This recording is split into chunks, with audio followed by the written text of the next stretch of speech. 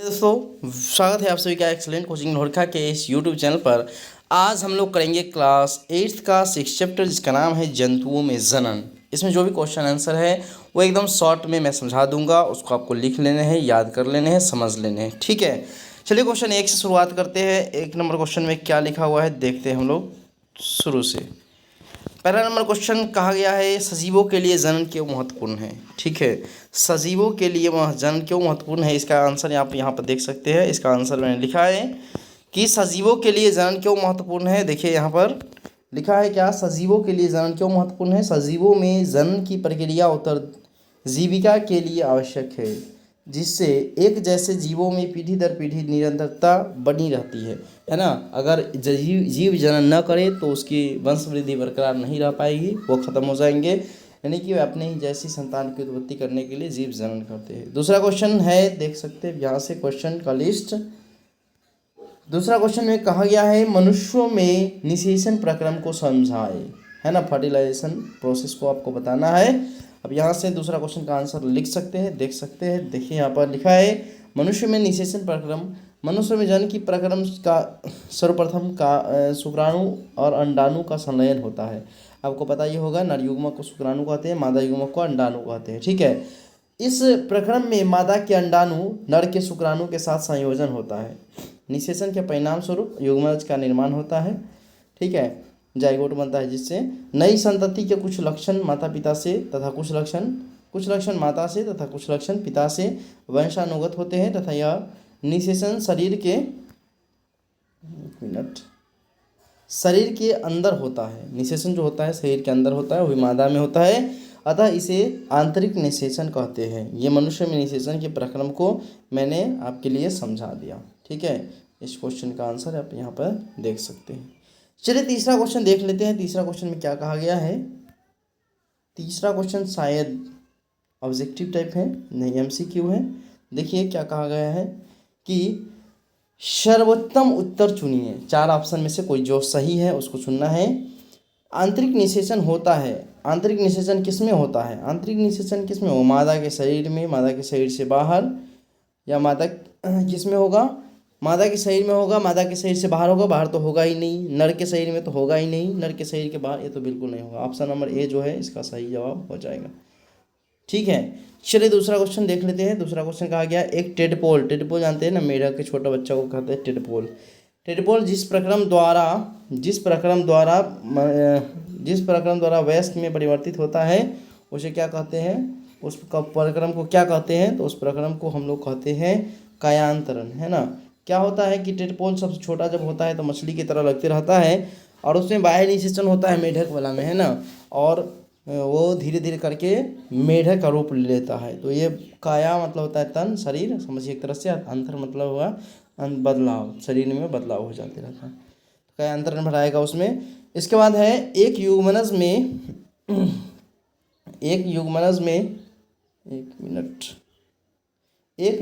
में पाए जाने वाले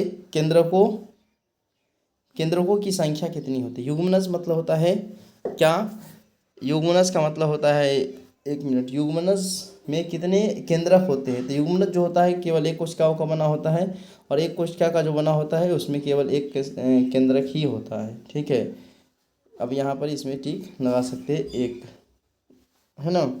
चलिए उसके बाद है आपका सही और गलत कथन को इंडिकेट करना है। सही कथन क्या है, अंड प्रजक जंतु विकसित शिशु को जन्म देते हैं। यानी कि जो अंडा देने वाले जंतु होते हैं वो क्या शिशु को जन्म देते हैं, बिल्कुल नहीं होगा। इसके अंदर आप सत्य के लिए ट्रू टी भरना था, ट्रू मतलब सत्य होता है, फॉल्स मतलब गलत, यानी फॉल्स जो भी गलत है उसके लिए एफ भरना है। तो आपको इसमें भरना है ट्रू, एक मिनट, ट्रू नहीं भरना है, आपको इसमें फॉल्स भरना है। ठीक है, जिसमें फॉल्स भरना है उसमें मैं ये निशान नहीं, ये निशान तो जिसमें भराना है ट्रू उसमें मैं भरूँगा। एक मिनट, अब यहाँ पर मैं टेक्स्ट लिख नहीं सकता, खैर लिख सकता हूँ लेकिन ये एफ है, एफ लिखा जाएगा। चलिए दूसरा, पहला में आप एफ भरिएगा, अभी मैं खाली छोड़ देता हूँ, जो गलत है ना उसको खाली छोड़ देता हूँ और कुछ इंडिकेट कर देता हूँ जो सही है उसमें, क्योंकि मैं यहाँ पर टेक्स्ट का इस्तेमाल नहीं कर पा रहा हूँ। प्रत्येक शुक्राणु एक एकल कोशिका होता है। शुक्राणु जो होता है एकल कोशिका ही होता है, तो ये सही है। ठीक है, इसमें आप टी लिख सकते हैं। मेढक में बाह्य निषेचन होता है, बिल्कुल सही, मेढक में बाह्य निषेचन ही होता है। वह कोशिका जो मनुष्य में नए जीवन का प्रारंभ है युग्मनक कहलाता है। नहीं, नए युग्मनक जो होता है तो वो तो नर युग्मक मादा युग्मक एक तरह से हुआ। युग्मक जो युग्मनज कहलाएगा, वह युग्मनक नहीं कहलाएगा, इसमें फॉल्स होगा, यानी इसमें आप टी एफ भर सकते हैं। निषेचन के पश्चात दिया गया अंडा एक एकल कोशिका है। निषेचन के पश्चात जो अंडा होता है वो एकल कोशिका नहीं होता है, ये भी फॉल्स भराएगा, क्योंकि वो एक शरीर जो होता है वो ज़्यादा कोशिकाओं का बन जाता है। ठीक है, अमीबा मुकुलन द्वारा जनन करता है, नहीं, अमीबा में द्विखंडन बहुखंडन ये सब होता है, क्योंकि उसके क्या होते हैं कि केंद्रक बढ़ जाते हैं और वो द्विखंडन के द्वारा दो जीवों में बढ़ जाता है, तो ये भी फॉल्स है। जो मैं फॉल्स है मैं उसमें कुछ नहीं लिख रहा हूँ, एरो का निशान लगा रहा हूँ, जो भी सही है उसमें। ठीक है, अलैंगिक जनन में भी निषेचन आवश्यक है, ये भी नहीं है, निषेचन आवश्यक नहीं है अलैंगिक में, क्योंकि उसमें तो अलग अलग जीव मतलब कि उसमें कोई निषेचन का प्रक्रिया होता ही नहीं है। द्विखंडन, इसमें भी कुछ भरना नहीं है, एफ भरना है। द्विखंडन अलैंगिक जनन की एक विधि है। द्विखंडन, हाँ, ये विधि हो सकता क्या होगा, तो इसमें आपको ट्रू भरना है, देख सकते हैं। द्विखंडन क्या है, अलैंगिक जनन की एक विधि है, तो इसमें ट्रू भराएगा। फिर क्या है, निषेचन के परिणाम स्वरूप युग्मनज बनते हैं। निषेचन के पास, हाँ सही है, युग्मनज बनते हैं। भ्रूण एक एकल कोशिका का बना होता है, नहीं, भ्रूण जो होता है ना, युग्मनक होता है एकल कोशिका का, लेकिन जो भ्रूण बन जाता है युग्मनज होता है वो भी एकल कोशिका का होता है, लेकिन भ्रूण जो बन गया वो ज़्यादा कोशिकाओं का होता है, तो ये भी गलत होगा। चलिए उसके बाद आप आगे देख लेते हैं। हाँ, उसके बाद है युग्मनज और गर्भ में दो विभिन्नताएं लिखना। 5 नंबर क्वेश्चन का आंसर यहाँ पर मैंने लिखा है, युग्मनक और गर्भ में अंतर। युग्मनज क्या है, गर्भ क्या है। युग्मनज है, देखिए यहाँ पर इसका उत्तर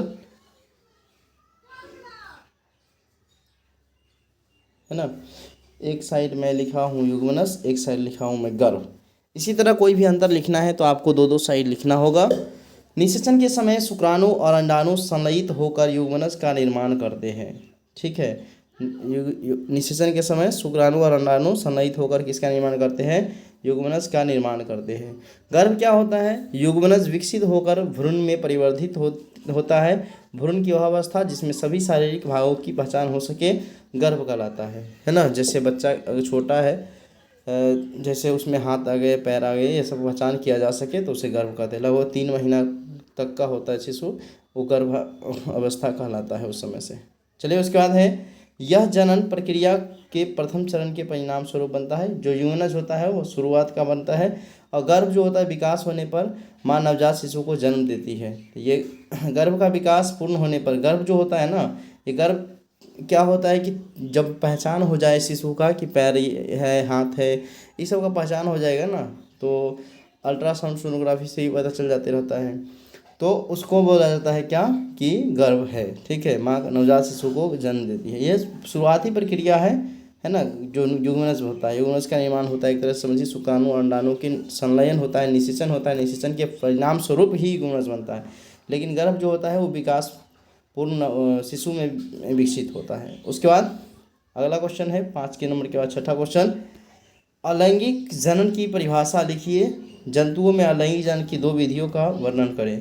तो मैंने लिखा है इसके लिए, है ना, वह जनन जिसमें केवल एक ही जीव भाग लेते हैं, केवल एक ही जनक नए जीव को जन्म देता है, अलैंगिक जनन कहलाता है। इसमें 2 लिंगों की आवश्यकता नहीं होती है। अलैंगिक जनन की 2 विधियाँ निम्नलिखित हैं। पहला विधि है मुकुलन, दूसरा विधि है द्विखंडन।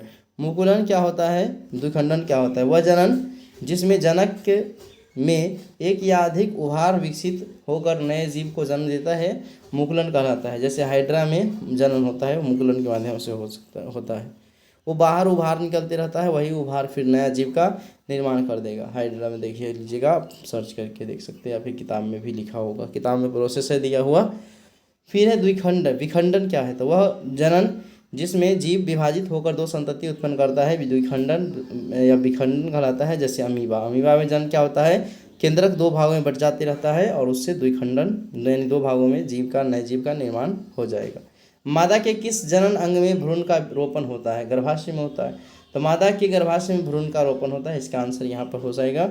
उसके बाद कायांतरण किसे कहते हैं?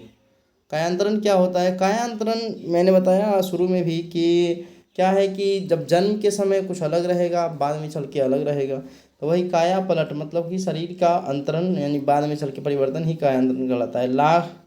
लार्वा का कुछ उग्र परिवर्तनों के द्वारा वयस्क जंतु में बदलने की प्रक्रिया को कायांतरण कहते हैं। यानी कि कुछ उग्र परिवर्तन द्वारा क्या होगा, जो छोटा जंतु होगा वो बड़े जंतु में जब बदलेगा तो शुरुआत से बिल्कुल अलग होगा, इसे ही कायांतरण बोलते हैं। जैसे मेढक में आपने सुना है कि मेढक जब छोटा छोटा होता है तो मछली की तरह लगते रहता है ना, मछली की तरह दिखेगा आपको, और जैसे जैसे बड़ा हो जाएगा मेढक का रूप ले लेता है ना, उसे टेडपोल कहते हैं जो छोटा मेढक होता है।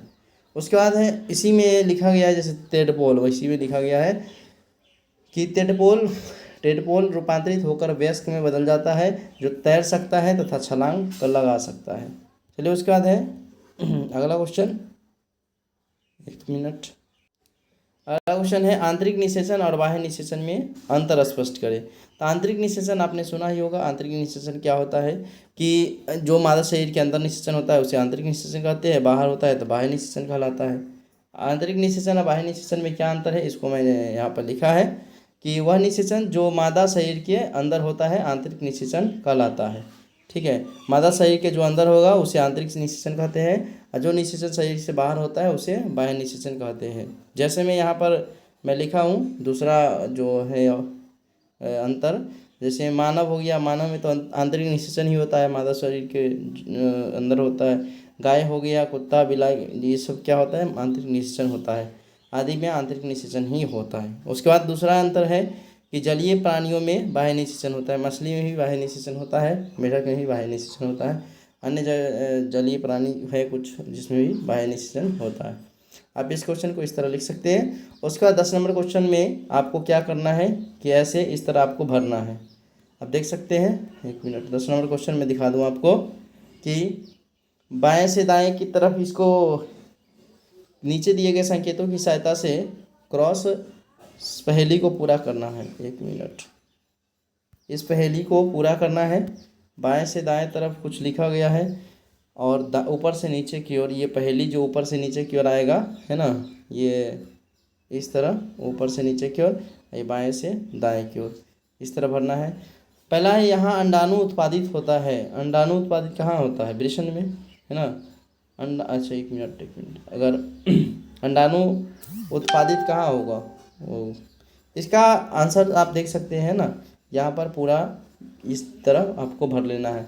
यहाँ अंडाणु उत्पादित होता है, पहले का अंडाशय में अंडाणु उत्पन्न होता है। वृषण में उत्पादित क्या होता है, तो वृषण यानी टेस्टिस में शुक्राणु उत्पन्न होता है। तीसरे नंबर का आप यहाँ से लिख सकते हैं, तीसरे नंबर का जो वृषण में उत्पन्न होता है वो कहलाता है क्या, शुक्राणु कहलाता है। तो इसमें आप भर सकते हैं, अंडाशय में अंडाणु उत्पन्न होता है। हाइड्रा का अलैंगिक जनन क्या है? हाइड्रा का अलैंगिक जनन है मुकुलन। ठीक है, फिर उसके बाद है ऊपर से नीचे की ओर, यह मादा युग्मक है। मादा युग्मक तो अंडाणु होता है, ये हो गया। नर और मादा युग्मक का मिलन नर और मादा युग्मक का मिलन क्या कहलाता है? निषेचन कहलाता है, ऊपर से नीचे की ओर। फिर उसका है एक अंड प्रजक जंतु। अंड प्रजक यानी अंडे को जो जन्म देती है, अंडे का निर्माण करती है, तो वो मुर्गी हो सकता है। तो इस तरह आपको भर लेना है। पूरा क्वेश्चन मैंने करा दिया है। सबसे पहले अगर आप वीडियो को लाइक नहीं किए तो वीडियो को लाइक करिएगा, अपने दोस्तों में शेयर कीजिएगा, और चलिए अगले दिन फिर मिलेंगे। वीडियो अगर हो सकता है आप लेट देखें तो पहले ही डला चुका होगा। चलिए धन्यवाद। आप वीडियो पूरा 5-6 दिन के अंदर डला जाएगा। खैर आप अगर लेट देखेंगे तो डला चुका ही होगा। आज तारीख है 7 अक्टूबर और आज मैं इस वीडियो को अपलोड कर रहा हूँ। चलिए धन्यवाद। Thanks for watching.